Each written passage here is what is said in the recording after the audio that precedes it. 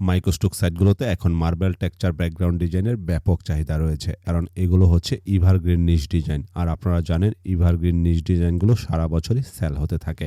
Adobe ফটোশপের মাধ্যমে খুব সহজেই কিভাবে এই ডিজাইনগুলো তৈরি করবেন সেটাই আজকে আপনাদের দেখাবো। আসসালামু আলাইকুম। চ্যানেল থেকে বেছে নিন আপনার দরকারি টিউটোরিয়াল অথবা অনুসরণ করুন কাঙ্ক্ষিত playlist. Skill rise to build your skill. ঘরে বসে ফ্রিতেই শিখুন graphic design, motion graphic, video editing, freelancing সহ content creation, YouTube automation.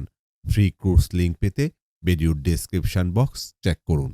Marble texture background create করার জন্য আমরা অ্যাডোব ফটোশপ সফটওয়্যারটি ব্যবহার করছি। সেক্ষেত্রে আপনারা আপনাদের কম্পিউটারে অ্যাডোব ফটোশপ সফটওয়্যারটি ওপেন করে নেবেন।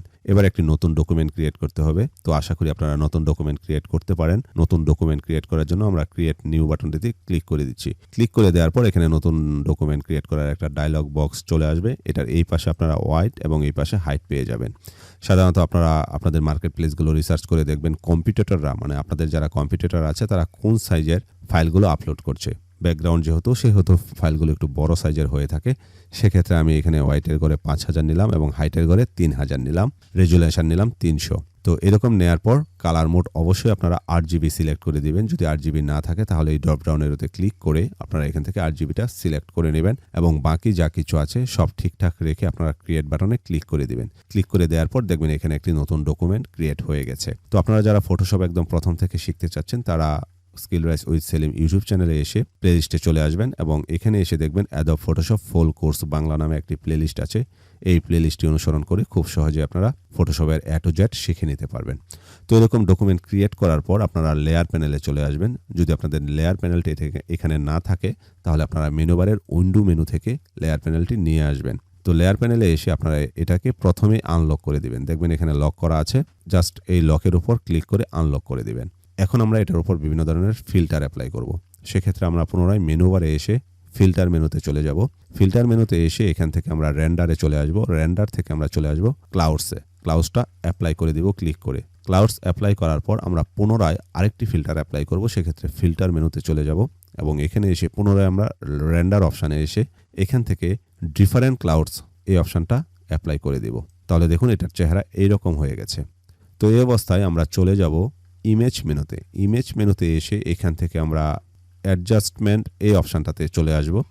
এখানে এসে একদম সবশেষে থাকা ইকুয়ালাইজ এটা অ্যাপ্লাই করে দিব। এই অবস্থায় আমাদেরকে আরও কিছু কাজ এখানে করতে হবে। সেই কাজগুলো করার জন্য আমরা পুনরায় ইমেজ মেনুতে চলে যাব। এখানে এসে আমরা অ্যাডজাস্টমেন্টে চলে আসব। অ্যাডজাস্টমেন্টে এসে এখান থেকে লেভেল অপশানটা অ্যাপ্লাই করব। তো আপনারা কিবোর্ড থেকেও Ctrl+L প্রেস করলে এই অপশানটা অ্যাপ্লাই হয়ে যেত। তো আমি এখান থেকে জাস্ট লেভেলে ক্লিক করলাম। এখানে এসে ম্যানুয়ালি আপনারা কিছুটা পরিবর্তন করবেন এবং এই পরিবর্তনটা টোটাল আপনি ব্যাকগ্রাউন্ডটা কীরকম রাখতে চাচ্ছেন সেটার উপর ডিপেন্ড করে এই পরিবর্তনটা করবেন। তো এই পরিবর্তনগুলো করার জন্য আপনারা এখানে একটি স্লাইডার পেয়ে যাবেন। একদম মিডলে যে স্লাইডারটা থাকবে এটাতে মাউসের লেফট বাটনে ড্র্যাগ করে ধরবেন। ধরার পর জাস্ট এরকম করে আপনাদের পছন্দ মতো একটা জায়গায় নিয়ে আসবেন। যেমন আমার এই আকৃতিটা খুব ভালো লাগছে এই টেক্সচারটার। তো এখানে এসে আমি জাস্ট ওকে বাটনে প্রেস করে দিচ্ছি। মোটামুটি আমার ফিল্টার অ্যাপ্লাইয়ের কাজ শেষ হয়েছে। এবার যে কাজটি করতে হবে এটার একটা ডুপ্লিকেট লেয়ার তৈরি করতে হবে। আর ডুপ্লিকেট লেয়ার তৈরি করার জন্য কিবোর্ডের Ctrl+J বাটনে প্রেস করবেন। জাস্ট Ctrl+J বাটনে প্রেস করার পর দেখুন এখানে একটি ডুপ্লিকেট কপি তৈরি হয়ে গেছে এই লেয়ারের। তো এই অবস্থায় আমরা এই লেয়ারটি সিলেক্ট থাকা অবস্থায় এটাকে ট্রান্সফর্ম করব। ট্রান্সফর্ম করার জন্য কিবোর্ডের Ctrl+T বাটনে প্রেস করব। Ctrl+T বাটনে প্রেস করার পর দেখুন এটার চারপাশে কিন্তু এক ধরনের লাইন দেখতে পাচ্ছেন। তো এরকম থাকা অবস্থায় আপনারা মাউসের রাইট বাটনে ক্লিক করবেন। রাইট বাটনে ক্লিক করার পর এখান থেকে রোটেট 180 ডিগ্রি করে দিবেন। জাস্ট এটাতে একটা ক্লিক করবেন। ক্লিক করার পর দেখুন এটা রোটেট হয়ে গেছে। তো রোটেট হয়ে যাওয়ার পর এটাকে আপনারা ফিক্সড করে দিবেন। ফিক্সড করার জন্য আপনারা এখানে যে টিক মার্কটা দেখতে পাচ্ছেন এটাতে ক্লিক করবেন অথবা কিবোর্ডের ইন্টার বাটনে প্রেস করবেন। একই কাজ হয়। তো আমি এখানে ক্লিক করে দিলাম। তো এটা ফিক্সড হয়ে গেছে। এখন এটার ব্লেন্ডিং অপশান চেঞ্জ করতে হবে।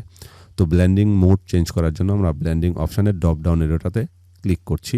ক্লিক করার পর আমরা এখান থেকে স্কিন এই ব্লেন্ডিং অপশানটা অ্যাপ্লাই করে দেব। স্ক্রিন অ্যাপ্লাই করে দেওয়ার পর দেখুন এটার আকৃতি কিছুটা পরিবর্তন হয়ে গেছে। এখানে এখন আমাদের পছন্দ মতো কালার অ্যাপ্লাই করব। তো কালার অ্যাপ্লাই করার জন্য আমরা ব্যবহার করব গ্রেডিয়েন্ট ম্যাপ। আর এই কাজটি করার জন্য আমরা লেয়ার প্যানেলে এসে উপরের লেয়ারটা সিলেক্ট রেখে জাস্ট একদম লেয়ার প্যানেলের নিচে এসে পেয়ে যাব ক্রিয়েট নিউ ফিল, এটা ড্রপ ডাউন এরোতে ক্লিক করব। ক্লিক করার পর এখানে আপনারা পাবেন গ্রেডিয়েন্ট ম্যাপ। এই গ্রেডিয়েন্ট ম্যাপ অপশানটা অ্যাক্টিভ করে দিবেন।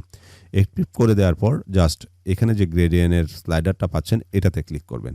ক্লিক করার পর আপনাদের সামনে গ্রেডিয়েন্ট এডিটর অ্যাক্টিভ হয়ে যাবে। এখানে এসে প্রথমে আপনারা বেসিকের 3 মার্কে ক্লিক করবেন। ক্লিক করার পর এখান থেকে আপনারা 3 নাম্বার যে গ্রেডিয়েন্টটা আছে ব্ল্যাক অ্যান্ড হোয়াইট, এটা সিলেক্ট করে দিবেন। সিলেক্ট করে দেওয়ার পর এখানে আপনারা স্লাইডার পাবেন। একদম স্লাইডারের নিচের দিকে যে ব্ল্যাক কালারটা আছে এটার কালার স্টপে ক্লিক করবেন। ক্লিক করার পর দেখবেন এখানে কালারটা অ্যাক্টিভ হয়ে গেছে। এইবার এই কালারে ক্লিক করবেন। ক্লিক করার পর এখানে আপনারা কালার পিকার পেয়ে যাবেন।